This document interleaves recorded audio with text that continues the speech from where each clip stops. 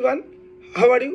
তো দিল্লি ব্লাস্ট, দেখো আমি এখন দিল্লি ব্লাস্ট, আজকের দিনে দিল্লি ব্লাস্ট বলবো না, দিল্লি ব্লাস্টের জায়গায় আমি বলবো এটা ছিল জঙ্গি হামলা, যেটা কেন্দ্র ঘোষণা করেছে গতকালই 12 তারিখে।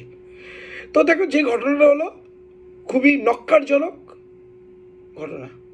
তো ভারত সরকার আশা করি যোগ্য জবাব দেবে এবং অপারেশন সিঁদুর 2.0 মেবি শুরু হতে পারে, যেটা বলে যে অ্যাক্ট অফ টেরোরিজম। তাহলে আমরা বলি যে এটা যদি এরকম নেক্সট যদি কোনো এরকম ঘটনা, তাহলে আমরা একটা ওয়ার্ড হিসাবে শুরু করব।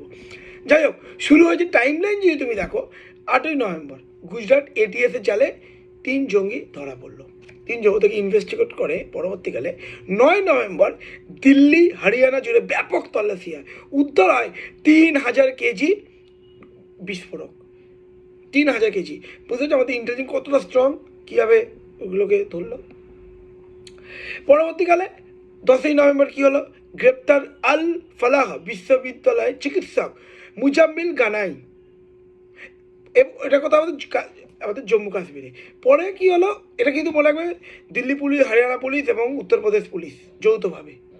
পরবর্তীকালে উত্তরপ্রদেশের সাহারানপুর থেকে গ্রেপ্তার চিকিৎসক আদিল আহমেদ রাথের হলো। সন্ধ্যাবেলায় 10 তারিখ সন্ধ্যাবেলায় দিল্লিতে ব্যাপক বিস্ফোরণ, 13 জন মৃত এবং আরও আহত 20 জন। এটা অফিসিয়ালি বলছে, আনঅফিসিয়ালি মানে আরও বাড়তে পারে। 11 তারিখে 11ই নভেম্বর হামলাকারীদের কড়া বার্তা দিল আমাদের প্রধানমন্ত্রী নরেন্দ্র মোদী। গ্রেপ্তার লখনৌয়ের মহিলা চিকিৎসক শাহিন শাহিদ। এই শাহিন শাহিদ, দেখো তোমরা যারা জৈশ-ই মোহাম্মদের ফ্যামিলি মোটামুটি এলিমিনেট হয়ে গেছে অপারেশন সিঁদুরের সময়। এবার তার বোন, জৈশ-ই মোহাম্মদের বোন কী শুরু করেছে, তার নিজের একটা এরকম অর্গানাইজেশন তৈরি করেছে এবং তার রিক্রুট শুরু করেছে। ভারত থেকে কিন্তু রিক্রুট হয়েছিল এই শাহিন শাহিদ, এবং মনে রাখতে হবে এই শাহিন শাহিদই কী করতো, ম্যানিপুলেট মানে করতো,